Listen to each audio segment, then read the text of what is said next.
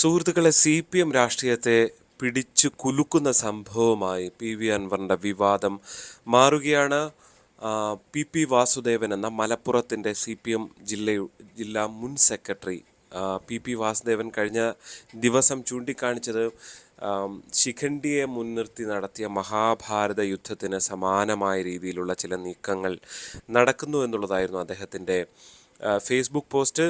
എല്ലാ ശിഖണ്ഡിയാണ് മുന്നിൽ നിർത്തുന്നതെങ്കിലും എല്ലാം അവസാനിക്കുന്നത് ആരിലേക്കാണെന്നറിയാം എന്ന് പറഞ്ഞുകൊണ്ട് അദ്ദേഹത്തിൻ്റെ മുൻ പോസ്റ്റുകൾ കൂടി ചേർത്ത് വായിക്കുമ്പോൾ അത് പിണറായി വിജയനെ ലക്ഷ്യം വെച്ചുള്ള വലിയ നീക്കങ്ങളാണ് നടക്കുന്നത് എന്നുള്ളത് വ്യക്തമാക്കുകയാണ്. നമ്മൾ അതിനെക്കുറിച്ച് വളരെ വിശദമായ വീഡിയോ ചെയ്തിരുന്നു. അത് കാണാത്തവർ ദയവായി കാണുക. അതിൻ്റെ രാഷ്ട്രീയം എന്ത് എന്ന് നമ്മൾ കൃത്യമായി പറഞ്ഞിരുന്നു. അതിന് മറുപടിയുമായി CPIMൻ്റെ സംസ്ഥാന സെക്രട്ടറി MV ഗോവിന്ദൻ രംഗത്ത് വരുന്നു എന്നുള്ളതാണ്. അത് നേരിട്ട് PP വാസുദേവന് മറുപടി എന്നുള്ളതിനപ്പുറത്തേക്ക് മാധ്യമപ്രവർത്തകരുടെ ചോദ്യത്തിന് മറുപടിയായാണ് CPIM സംസ്ഥാന സെക്രട്ടറി MV ഗോവിന്ദൻ പ്രതികരിച്ചത്. അതായത് അൻവറിന് പിന്നിൽ ആരുമില്ല, അൻവറിന് പിന്നിൽ അൻവർ തന്നെയാണ് എന്ന് പറയുകയാണ് MV ഗോവിന്ദൻ ചെയ്തത്. അതായത് കഴിഞ്ഞ കുറേ നാളുകളായുള്ള ഈ അൻവറിൻ്റെ വിവാദം ഉണ്ടായ ശേഷമുള്ള ഏറ്റവും പ്രധാനപ്പെട്ട ചിന്താവിഷയം, ചർച്ച അൻവറിന് പിന്നിൽ ആര് എന്ന ചോദ്യമായിരുന്നു. അതിന് CPIMൻ്റെ മറുപടിയായി വരുന്നത് അൻവറിന് പിന്നിൽ അൻവർ മാത്രമാണ് എന്നുള്ളതാണ്. മാധ്യമപ്രവർത്തകർ ഒരു പരിധിവരെ ഒരു സംശയം വെച്ചുകൊണ്ട്, സംശയത്തിൻ്റെ നിഴൽ നിർത്തിക്കൊണ്ട് വീണ്ടും ചോദിക്കുന്നത് കണ്ണൂർ കേന്ദ്രീകരിച്ചുള്ളൊരു നേതാവിന് ഇതിൽ പങ്കുണ്ടോ എന്ന് ചോദിച്ചപ്പോൾ പങ്കില്ല എന്നും അദ്ദേഹം വ്യക്തമാക്കിയാണ്. ഒരു പരിധിവരെ EP ജയരാജൻ അദ്ദേഹത്തിന് LDF സംസ്ഥാന പദവി, കൺവീനർ സ്ഥാനം തിരിച്ചെടുത്ത സാഹചര്യമുണ്ട്. EP പ്രകാശ് ജാവ്ദേക്കറെ കണ്ടതുമായി ബന്ധപ്പെട്ട വിവാദം കത്തി നിൽക്കുകയായിരുന്നു കഴിഞ്ഞ തെരഞ്ഞെടുപ്പ് കാലത്ത്. അതിൻ്റെ എല്ലാം പിന്നാലെയാണ് EP ജയരാജനാണോ ഇതിൻ്റെ പിന്നിൽ എന്ന് ദ്യോതിപ്പിക്കുന്ന തരത്തിലുള്ള ചോദ്യം മാധ്യമപ്രവർത്തകർ ചോദിച്ചത്. പക്ഷേ അതിന് അങ്ങനെ ഒരു നേതാവുമില്ല, അൻവറിന് പിന്നിൽ അൻവർ മാത്രമാണ് എന്ന് പറയുന്നു. CPIMൻ്റെ നിലപാടാണ്. കാരണം അൻവറിന് പിന്നിൽ, അതായത് പിണറായി ലക്ഷ്യം വെച്ചുകൊണ്ടുള്ള ഒരു പൊളിറ്റിക്കൽ മൂവാണ് നടക്കുന്നത് എന്ന് ഒരു കാരണവശാലും MV ഗോവിന്ദനെ സംബന്ധിച്ച് സമ്മതിക്കാൻ കഴിയാത്ത സാഹചര്യമാണോ ഉള്ളത്. പാർട്ടി തിരുത്തേണ്ടിടത്ത് തിരുത്തും എന്ന ശക്തമായ നിലപാടാണ് കഴിഞ്ഞ ലോക്സഭയിലെ വമ്പൻ തോൽവിക്ക് ശേഷം അദ്ദേഹം നിലപാടെടുക്കുകയും ചെയ്തത് എന്നുള്ളതാണ് ഏറ്റവും ശ്രദ്ധേയമായിട്ടുള്ളത്. അങ്ങനെ MV ഗോവിന്ദൻ ഒരു സമാന്തര മൂവ് നടത്താൻ പോകുന്നു എന്ന് തോന്നിപ്പിക്കുന്ന തരത്തിൽ, അതായത് ആരെയാണെങ്കിലും തിരുത്തും എന്ന നിലപാടുമായി മുന്നോട്ട് പോകുമ്പോഴാണ് CPMൽ കഴിഞ്ഞ കുറേ കാലമായി ഒതുക്കപ്പെട്ട നേതാക്കൾ പലരുണ്ട്. അത് കഴിഞ്ഞ മന്ത്രിസഭയിലെ മന്ത്രിമാരെല്ലാവരും ആ പട്ടികയിൽപ്പെടുന്നവരാണ്.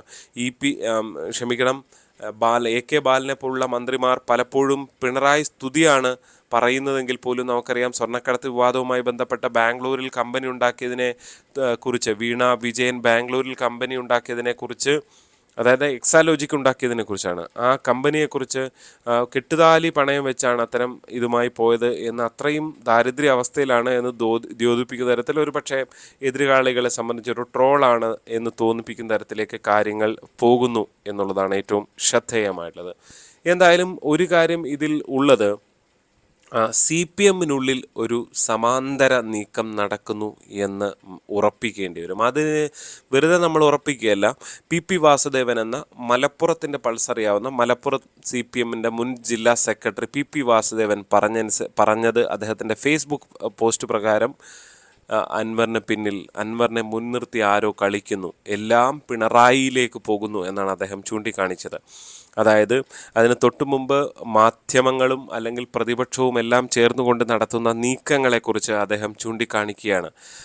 എന്ത് വിവാദമുണ്ടായാലും, ഇപ്പോൾ ഹേമ കമ്മിറ്റി റിപ്പോർട്ട് ബോധപൂർവം വൈകിപ്പിച്ചു, അതിൻ്റെയും ഉത്തരവാദി പിണറായി ആണ് എന്ന് പറഞ്ഞുകൊണ്ട് മാധ്യമങ്ങൾ നടത്തുന്ന നീക്കം, പ്രതിപക്ഷം നടത്തുന്ന നീക്കം, അങ്ങനെ എല്ലാം പിണറായിയെ ടാർഗറ്റ് ചെയ്ത് പോകുന്നു എന്നുള്ളതായിരുന്നു അദ്ദേഹത്തിൻ്റെ തൊട്ടു മുമ്പുള്ള പോസ്റ്റ്. ഫലത്തിൽ ഇത്ര കാലവും ഈ ഒരു റിപ്പോർട്ട് കിട്ടിയിട്ടും കയ്യിൽ വെച്ചത് അത് മറ്റൊരു വിഷയം. പക്ഷേ PP വാസുദേവൻ തീർത്തും പിണറായി പക്ഷക്കാരനായി നിന്നുകൊണ്ട് സംസാരിക്കുന്നു എന്ന് തോന്നിപ്പിക്കുന്ന തരത്തിലാണ് ആ ഫേസ്ബുക്ക് പോസ്റ്റ് ഉള്ളത്.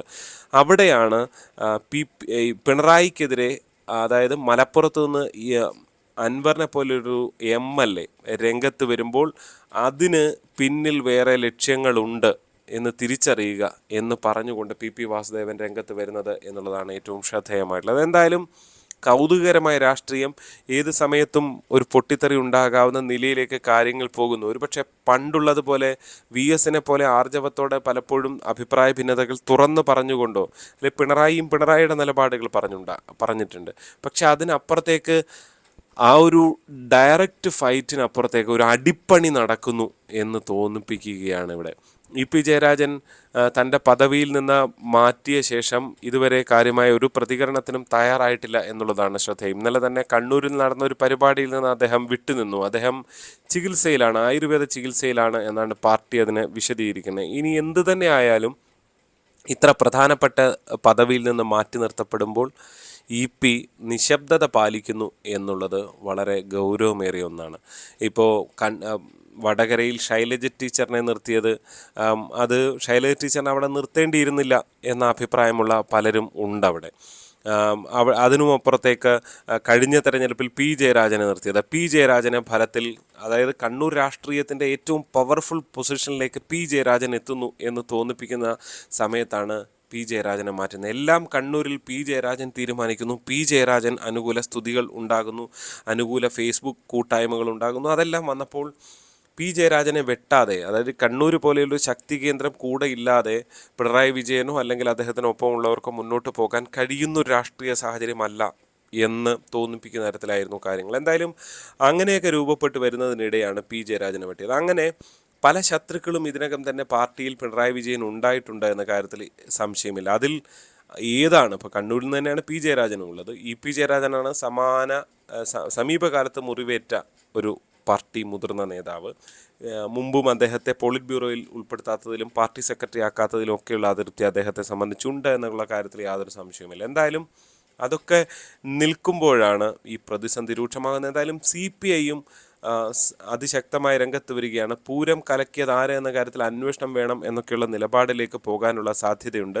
അതിനിടയ്ക്ക് AN ഷംസീറിൻ്റെ പ്രസ്താവന RSS അനുകൂല നിലപാടായി പൊതുവെ പുറത്തു വരുന്നു. RSS രാജ്യത്തെ പ്രധാന സംഘടനയാണ്, അതിൽ അയാളെ ADGP കണ്ടതിൽ തെറ്റില്ല എന്ന് ഒരു പരിധിവരെ ADGPയെ ന്യായീകരിക്കുന്ന നിലപാടിലേക്ക് AN ഷംസീർ എത്തിയത് എന്തുകൊണ്ട് എന്ന ചോദ്യവും പ്രസക്തമായി അവിടെ ഉയർന്നു വരികയാണ്.